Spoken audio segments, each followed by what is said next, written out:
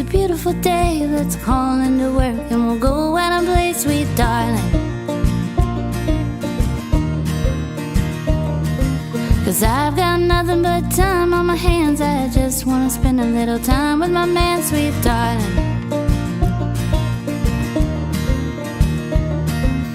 You grab the rocks and I'll get the bait.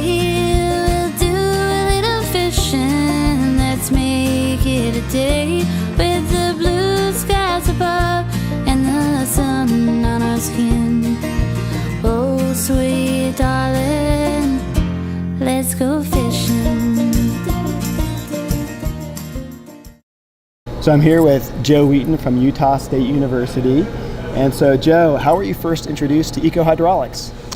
I was actually first introduced to Ecohydraulics by you. I was an undergrad at UC Davis. I think it's probably 2000, and one of the first classes that I took when I transferred in there in hydrology was a field methods class. And I remember asking you about if there were any sort of research opportunities. I had no idea such a thing as ecohydraulics existed, and so I had some background in engineering and design and whatnot, and then you had started telling me about these restoration projects where I could put some of those engineering and construction skills to the test, but the restoration was all geared at trying to improve in-stream habitat for, in that case, salmon. And so then I sort of stumbled into that and the literature and everything else. But yeah, it was certainly, it's one of the many made-up words that I like eco-geomorphology, and eco-hydraulics, eco-hydrology, et cetera, et cetera. You're not going to find them in a dictionary, but anyway. yeah, but they're good for us mutts that can't commit to a single discipline. Right. So. Right. What's an example of an ecohydraulics research article that influenced your research? Pretty early on, I think, when I started doing work with you as an undergrad, actually, one that stands out is I think it's Crowder and Diplis 2000. The title is going to be something like, might have 2D in the title, but it's ecohydraulic modeling at a scale that's ecologically relevant or ecologically meaningful. And this was maybe something now we kind of take for granted, but then we were certainly moving out of an era of where geomorphology and was very much a 1D abstraction with cross sections and long profiles. Certainly in the hydraulics world, the standard of practice and what folks were primarily doing for modeling real channels was 1D hydraulic models, and then two-dimensional and three-dimensional hydraulic models were coming along, and I was coming out of a surveying geomatics background where you just mapped stuff and it wasn't necessarily an abstraction. And so I think that I was really drawn to that because instead of the previous sort of generation of ecohydraulic models that were so abstracted that they weren't necessarily resolving habitat at the scale that fish use them at, that just seemed much more intuitive and meaningful to me. And I don't know if they were the first. There's some other articles around there as well, but that was influential at that time. I think that their paper, remember there'd be a boulder, and seeing a 2D vector field around a boulder,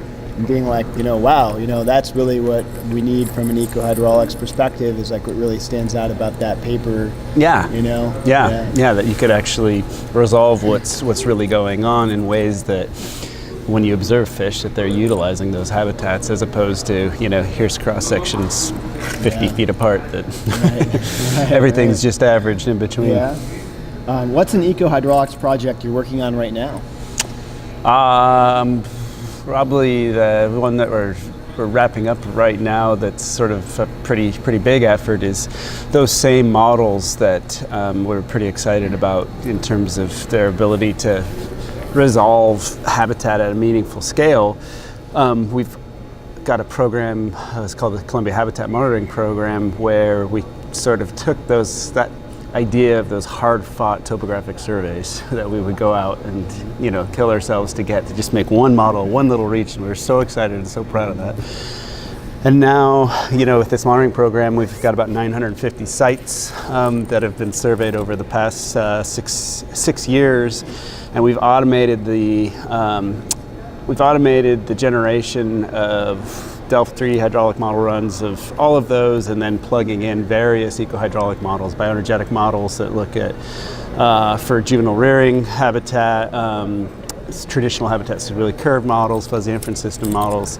And so literally every time a survey comes in, we get one of these things. And so it's kind of like, you know, steroids for the problem of, you know, trying to analyze what's going on in these reaches. And what we've done is say, well, that's fine, and at the reach scale we can take and translate that more directly into fish numbers by trying to look at the capacity that a reach can support in terms of how many fish are there, or for spawning models, how many reds you can fit. And so that's kind of neat. You can kind of do a bunch of these things, and it's really applying those ecohydraulic principles. But if we look at our management questions with regards to fish, they're at a population scale. And we've really struggled with, okay, well, how do we take this really detailed understanding that kind of, in my case, drew me into the discipline, and how do we upscale that to something that matters at a population scale? And even with that massive effort, we've got 950 sites across 15 basins. In each individual basin, we're lucky to have between 25 and 50 sites, and they only cover like 0.25% of the drainage network, right?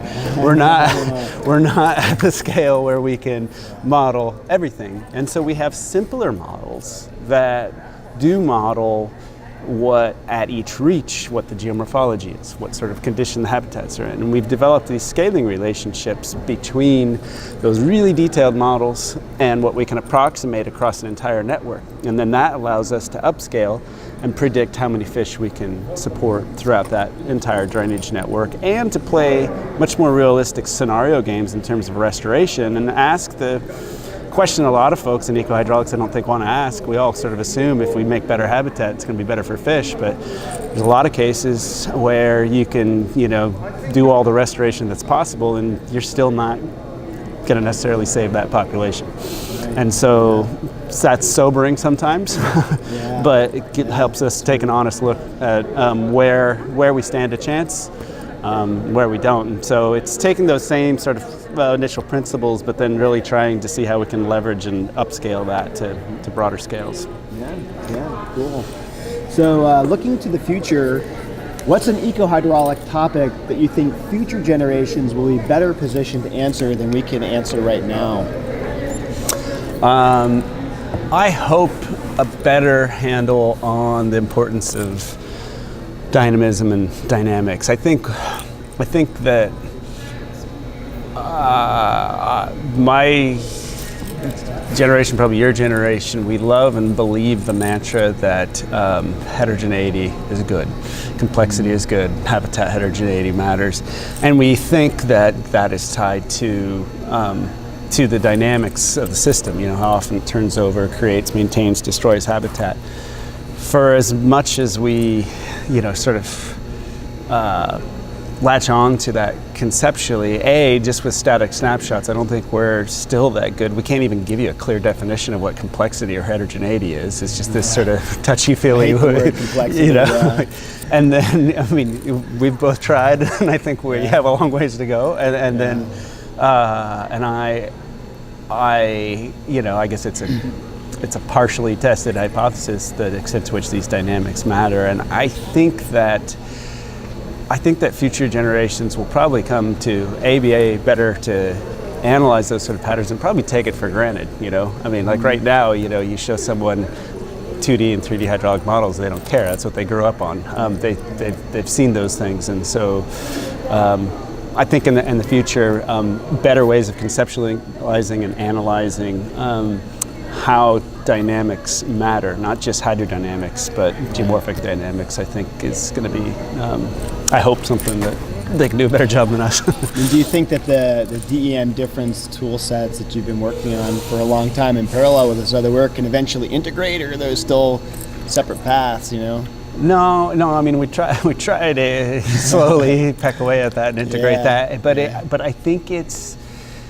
I don't think we've had this. I think the way we've been chipping away at that is brute force. Just like I think the way, sort of Ecohydraulics, everyone just kind of had their study sites, right? And brute force. And I think, the project I just described, I would argue that's a pretty big step forward in terms of not pretending we're going to model the whole frickin' system at a 10 centimeter resolution. And I think we're not there on how we look at dynamics. Yes, we can use the change detection to look at exactly what erosion deposition took place and how things unfolded, but I don't think we're missing something, So I think we need to find some pattern and some way of simplifying what's a pretty complicated problem. Anything else you want to add for the Ecohydraulics community? Oh, I don't know. There's more to ecohydraulics than just fish. How's that? Yeah, there's other critters. Fish passage and salmon. Yeah. Lots of other fauna and some flora that I'd love to see play a more prominent role. I think the reality is the reason the discipline exists is because there were in various countries legislative and policy mandates and funding that went along with concerns over fish. But I think as the discipline matures, there's been little efforts, but I think you were telling me about that three-legged stool. I don't know. I'd like to see that have a lot more legs on it with different areas. Well, that's the three-legged stool from the Chris Katapodis interview. But one of the interesting things is I know someone who went to a faculty interview and started talking about turtles.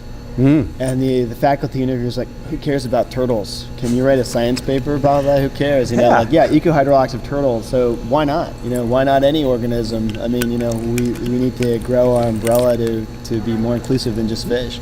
Beaver, yeah, Brett, you're a Brett, Yes, and actually, I mean, even the beaver dams are an interesting one because so much ecohydraulics comes out of the sort of traditional fluvial hydraulics, but then the lakes are beaver dams are these little lodoglentic switches, right? And so our the same species we might be dealing with, whether it's some trout species or salmon, the bioenergetics model would work perfect in the free-flowing section. Then you throw a beaver dam in, all bets are off. They have totally different behaviors, et cetera, and I don't know. There's lots of cool things to explore. So, Full Employment Act. Yep. All right. Thanks. Thanks.